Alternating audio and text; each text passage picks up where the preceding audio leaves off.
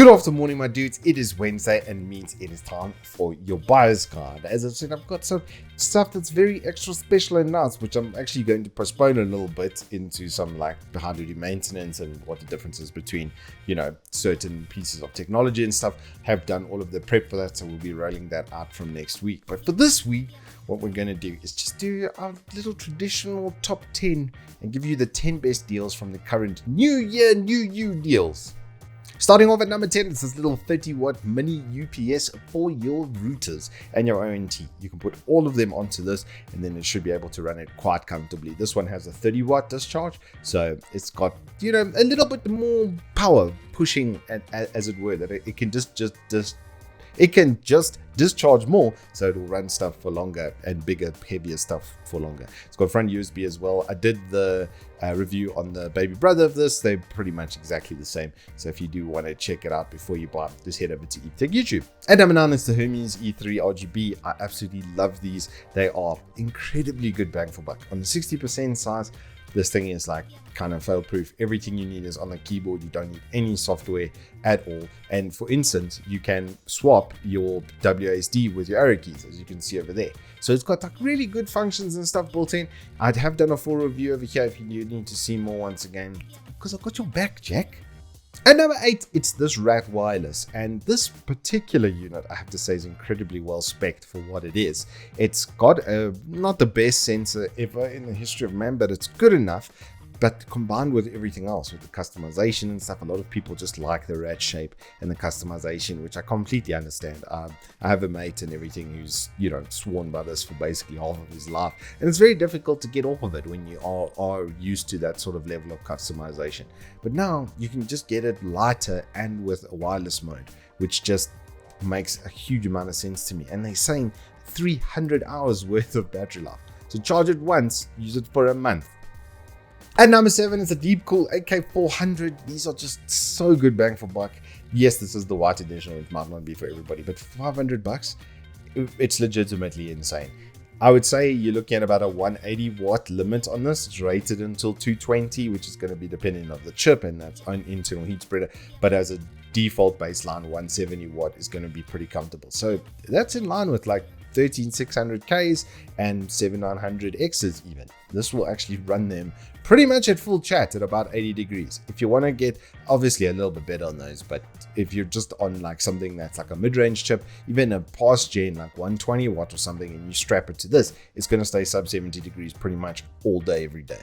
At number 6 is a cheap and cheerful from Klevv. It's a 2TB Gen 3 NVMe with really good read and write speeds. Just based on this, it's pretty much the maximum of Gen 3. The price seems pretty good as well. Just coming in with the 5-year local warranty, and my experience with their RAM has been absolutely fantastic. It worked on everything. Not a single module has failed to date. So it's done really good work for me in general, and I do quite like this brand for reliability. It is also MIT, made in Taiwan. Coming in just ahead of that at number 5, it's the Hikvision E3000. Basically the same thing, just 1 TB, and obviously price here is considerably better. If you had to buy 2 of these, you would be 400 Rand shy of getting to the 2 TB price, which is just why it's ahead. Otherwise, they're pretty much identical. The warranty, usage, etc. are going to be almost exactly the same. Coming in at number 4, it's Adata dropping another sick RAM deal, this time on 4133 MHz kits. These are CL19 as well, so they are pretty sharp, 1.4 volts, so they do push a little bit harder on the DDR4 system. So think about it for like later platforms. I'd say B450, X470 for AMD, and then similarly probably about Z490 and upwards on the Intels. 9th gen basically upward on the Intel is where you're going to see actual progressive gains from getting better RAM, and then like AMD 3000 series to 5000 series and newer. So any of those DDR platforms are going to benefit from this. Even if you've got a current platform, you bought a 13th gen with DDR4 with cheap RAM and you've been looking for a good upgrade, well, look no further, because at $1.5 grand for 28 gigs, I mean, it's a no-brainer. Coming in at number 3, we have my absolute favorite budget gaming kit right now. This upgrade kit is really good if you're looking even up until like 3070 level. There's not going to be much bottleneck from this. You can, because of the motherboard and the RAM, also upgrade later to something like a 5800 X3D. Sell your 5600 in the future, get one of the best gaming CPUs ever made, all on the same platform. The beauty of AM4 is just that upgradability and stuff.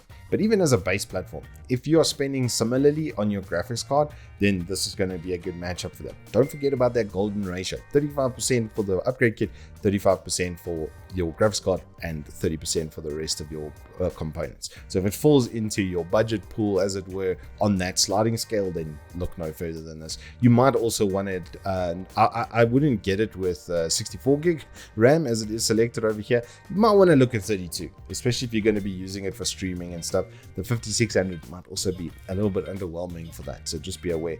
You can still stream through your graphics card pretty comfortably on NVENC and stuff if you've got an RTX GPU, but that's basic streaming, software streaming on this would still be possible. In the runner-up spot, it's my current monitor. It's the 27240, the webcam that you are looking at me through is sitting on one of these right now. I absolutely love this panel. It has pretty good color depth, pretty good contrast ratio, but the main thing here is speed. True 1 millisecond response time. There's no such thing as pixel smear on this. It is perfect. It is absolutely perfect. 240 hertz refresh rate, G-Sync as well. So only once I would say you go under about 90 FPS do you actually start noticing that you aren't like on high refresh rate gaming anymore, really. I play a lot of Tarkov at about 110, 120. So when I do get dips to 80, then I can see even the G-Sync is struggling to, you know, give that really smooth performance. But it really does help. It makes a massive difference to have that technology. And this is one of the best looking panels ever made. I don't know if you noticed, but the back panel on this is beautiful, and this cover and stuff, the way that this all works over here is just great. Your cables all pass through in the bottom middle over here. Like, it's good. It's really, really good, and it's back at $6,000. Jump on it while you can. And finally, in the number one spot, if you want to go big when you go home, then look no further than this Dell 32. I tested the slightly older version of this, so there are some nice updates, including a proper 2 millisecond gray to gray on the VA panel. VAs do tend to smear a little bit. Their pixels aren't as fast as the IPS, but I found that when you increase the size, that effect reduces significantly. So compared to my 1080p to this, this is maybe 5% of what I experienced on the other side. So it is significantly better, this panel. And like I said, this is an upgraded one of the one that I actually tested. So these are absolutely mint. So it's really a toss up there between 1440, 165 hertz. And if you want to go bigger, you know, because you're playing big open world environment games or racing games, etc., then of course the bigger 32-inch Klevv is going to be absolutely perfect for that. But if you're playing like a lot of FPS games like CS and stuff, then you want to go for the speed. Pretty much the bullet point of that presentation. And that, my friends, is your top 10 from the deal section for this week. As I said, next week we are going to be kicking off some really cool stuff where I'm going to show you, for instance, how to do maintenance on your GPU and like your older graphics cards and stuff. I've got a older graphics card as well as a newer graphics card to do a comparison on between the two, so you can see exactly what it's going to be like with like an old GTX 660 versus a much more modern, bigger graphics card and all of the differences in between. And then I'm going to be start doing some stuff like what are the differences between, you know, different technologies and how they function and how it's going to affect your experience as a gamer. Anywho, until then, I hope you guys stay safe, keep well. If you have enjoyed this, please do hit us up with a like and subscribe, and I will see you on the flip side.